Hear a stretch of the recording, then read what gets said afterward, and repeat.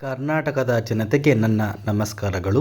ನೋಡಿ ಸ್ನೇಹಿತರೆ, ಗೃಹಲಕ್ಷ್ಮಿ ಯೋಜನೆಯ ಹಣ ಇಂದು ಮತ್ತು ನಾಳೆ ಕೆಲವೊಂದು ಕರ್ನಾಟಕದ ಜಿಲ್ಲೆಗಳಲ್ಲಿ ಇರುವಂತಹ ಫಲಾನುಭವಿಗಳ ಬ್ಯಾಂಕ್ ಖಾತೆಗೆ ಬಿಡುಗಡೆಯಾಗ್ತಾ ಇದೆ.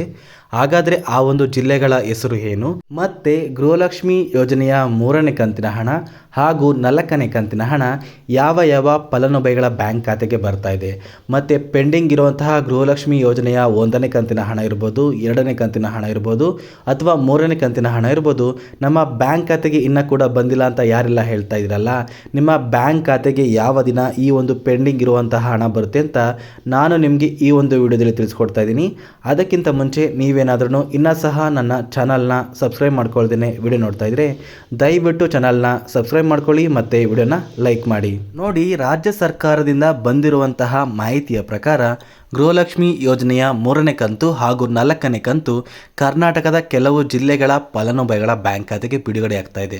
ಹಾಗಾದರೆ ಆ ಒಂದು ಜಿಲ್ಲೆಗಳ ಹೆಸರು ಏನು ಅಂದರೆ, ಮೊದಲಿಗೆ ಸ್ನೇಹಿತರೆ, ಚಾಮರಾಜನಗರ, ಮೈಸೂರು, ಮಂಡ್ಯ, ರಾಮನಗರ, ಬೆಂಗಳೂರು ನಗರ, ಬೆಂಗಳೂರು ಗ್ರಾಮಾಂತರ, ಕೋಲಾರ, ಚಿಕ್ಕಬಳ್ಳಾಪುರ, ತುಮಕೂರು, ಹಾಸನ, ಕೊಡಗು, ದಕ್ಷಿಣ ಕನ್ನಡ, ಉಡುಪಿ, ಚಿಕ್ಕಮಗಳೂರು, ಚಿತ್ರದುರ್ಗ, ದಾವಣಗೆರೆ, ಶಿವಮೊಗ್ಗ, ಉತ್ತರ ಕನ್ನಡ, ಹಾವೇರಿ, ಬಳ್ಳಾರಿ, ಕೊಪ್ಪಳ, ಗದಗ, ಧಾರವಾಡ, ಬೆಳಗಾಂ, ಬಾಗಲಕೋಟೆ, ರಾಯಚೂರು, ಯಾದಗಿರಿ, ಬಿಜಾಪುರ, ಗುಲ್ಬರ್ಗ, ಬೀದರ್ ಈ ಒಂದು ಜಿಲ್ಲೆಗಳ ಫಲಾನುಭವಿಗಳ ಬ್ಯಾಂಕ್ ಖಾತೆಗೆ ಗೃಹಲಕ್ಷ್ಮಿ ಯೋಜನೆಯ 3ನೇ ಕಂತು ಹಾಗೂ 4ನೇ ಕಂತು ಬಿಡುಗಡೆ ಆಗ್ತಾ ಇದೆ. ಸರ್ಕಾರದಿಂದ ಬಂದಿರುವಂತಹ ಮಾಹಿತಿಯ ಪ್ರಕಾರ ಗೃಹಲಕ್ಷ್ಮಿ ಯೋಜನೆಯ 3ನೇ ಕಂತು ಇಲ್ಲಿಯವರೆಗೂ ಸಾಕಷ್ಟು ಫಲಾನುಭವಿಗಳ ಬ್ಯಾಂಕ್ ಖಾತೆಗೆ ಬಿಡುಗಡೆಯಾಗಿದೆ. ಆದರೆ 4ನೇ ಕಂತು ಇನ್ನೂ ಕೂಡ ಫಲಾನುಭವಿಗಳ ಬ್ಯಾಂಕ್ ಖಾತೆಗೆ ಹೋಗೇ ಇಲ್ಲ. ಅಂದರೆ ಇಂದು ಗೃಹಲಕ್ಷ್ಮಿ ಯೋಜನೆಯ 3ನೇ ಕಂತಿನ ಹಣ ಎಲ್ಲ ಫಲಾನುಭವಿಗಳ ಬ್ಯಾಂಕ್ ಖಾತೆಗೆ ಬಿಡುಗಡೆ ಆಗ್ತಾ ಇದೆ. ಮತ್ತು 4ನೇ ಕಂತಿನ ಹಣ ಅಂದರೆ ಡಿಸೆಂಬರ್ 26ರಂದು ಮತ್ತು ಡಿಸೆಂಬರ್ 27ರಂದು ಗೃಹಲಕ್ಷ್ಮಿ ಯೋಜನೆಯ 4ನೇ ಕಂತಿನ ಹಣ ಪ್ರತಿಯೊಂದು ಫಲಾನುಭವಿಗಳ ಬ್ಯಾಂಕ್ ಖಾತೆಗೆ ಸರ್ಕಾರದಿಂದ ಬಿಡುಗಡೆ ಮಾಡ್ತಾ ಇದ್ದಾರೆ. ನಿಮ್ಮ ಬ್ಯಾಂಕ್ ಖಾತೆಗೆ ಗೃಹಲಕ್ಷ್ಮಿ ಯೋಜನೆಯ 3 ಕಂತುಗಳ ಹಣ ಬಂದಿದ್ರೆ ಖಂಡಿತವಾಗಿಯೂ ನಿಮ್ಮ ಬ್ಯಾಂಕ್ ಖಾತೆಗೆ ಗೃಹಲಕ್ಷ್ಮಿ ಯೋಜನೆಯ 4ನೇ ಕಂತಿನ ಹಣ ಬರ್ತಾ ಇದೆ ಸ್ನೇಹಿತರೆ.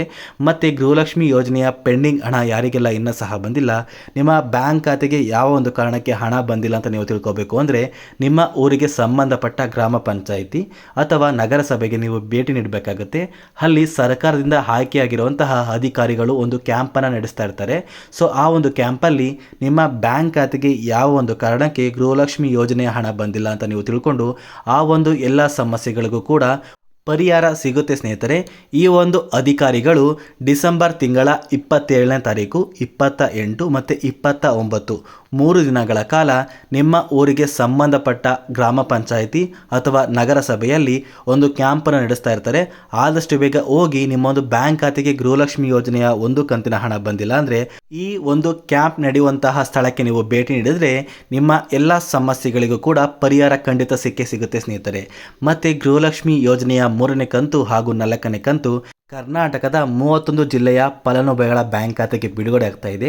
ನಿಮ್ಮ ಬ್ಯಾಂಕ್ ಖಾತೆಗೆ ಯಾವ ಒಂದು ತಿಂಗಳ ಹಣ ಬಂದಿದೆ ಅಂದರೆ ಯಾವ ಒಂದು ಕಂತಿನ ಹಣ ಬಂದಿದೆ ಅಂತ ತಿಳಿಸಿ.